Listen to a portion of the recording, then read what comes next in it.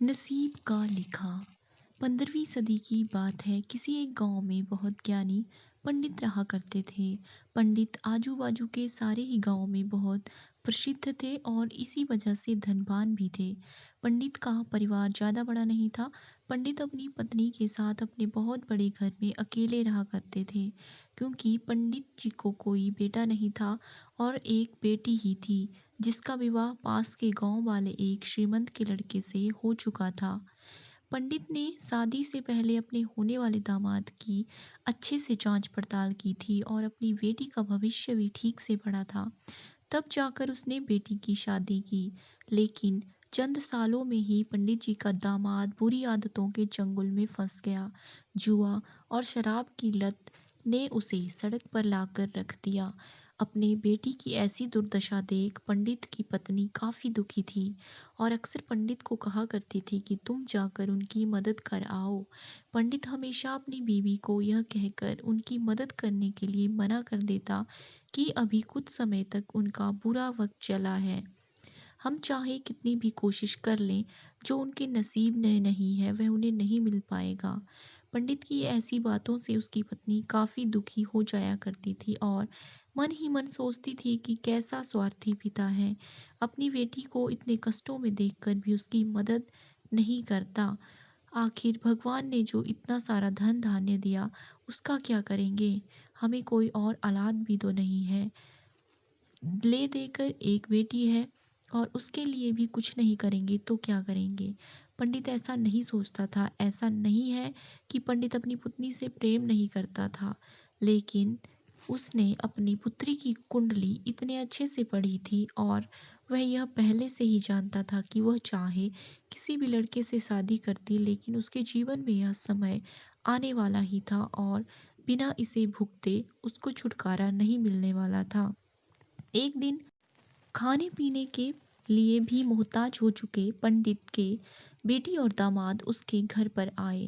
पंडित ने और उसकी बीवी ने दोनों का खूब आदर सत्कार किया और खूब अच्छा खाना खिलाया। बेटी और दामाद की पंडित से सहायता मांगने की हिम्मत न हुई, इसलिए वे बिना बोले ही वहां से वापस लौटने लगे। लेकिन माँ तो माँ होती है। पंडिताइन से रहा न गया और बिना पंडित की इजाजत के उसने चोरी छुपे बूंदी के लड्डू बनाकर उसमें सोने के सिक्के रख दिए और बेटी और दामाद को दे दिए, ताकि बेटी और दामाद की कुछ आर्थिक सहायता हो सके। पंडिताइन यह भी जान गई थी कि बेटी और दामाद शर्म के मारे उनसे मदद नहीं मांग रहे थे, इसलिए उसने बेटी और दामाद को भी लड्डुओं में छिपे सिक्कों के बारे में कुछ नहीं बताया। जाहिर सी बात है कि जब वो लोग घर पर जाकर लड्डू खाएंगे तो उन्हें उसमें सोने के सिक्के मिल जाएंगे। इस तरह बिना उनके मांगे ही उन तक मदद पहुंच जाएगी। सोचकर पंडिताइन मन ही मन अपनी बेटी की मदद करने के लिए खुश होने लगी। पंडित के दामाद और बेटी उन दोनों का आशीर्वाद लेकर अपने घर की तरफ रवाना हो गए। उन दिनों गाड़ियां तो होती नहीं थी, घोड़ा गाड़ी या बैल गाड़ियां चलती थी। पैसे ना होते तो और चीजों की लेन देन से भी व्यवहार होता था। बेटी और दामाद का गांव पंडित के घर से कोसों दूर था, फिर भी पैसों की कमी के चलते वह चलकर अपने गांव की तरफ निकल पड़े। थोड़े दूर ही चले थे कि पंडित की बेटी के पैर में मोच आ गई और अब उसको चलना भी मुश्किल हो गया। पंडित के दामाद ने जब देखा कि उसकी बीवी अब बिल्कुल चलने में सक्षम नहीं है, तो उसने एक टांगा अपने घर तक किराए पर ले लिया। दोनों पति पत्नी टांगे में बैठकर घर तक पहुंच गए, लेकिन टांगे वाले को देने के लिए उनके पास पैसे थे नहीं। इसलिए पंडिताइन जो बूंदी के लड्डू ने दिए थे, वही किराए के तौर पर उस टांगे वाले को दे दिए। टांगे वाला बूंदी के लड्डू को लेकर वहां से चला गया। टांगे वाला अपने घर की तरफ जा रहा था, तब उसे एक हलवाई की दुकान दिखी।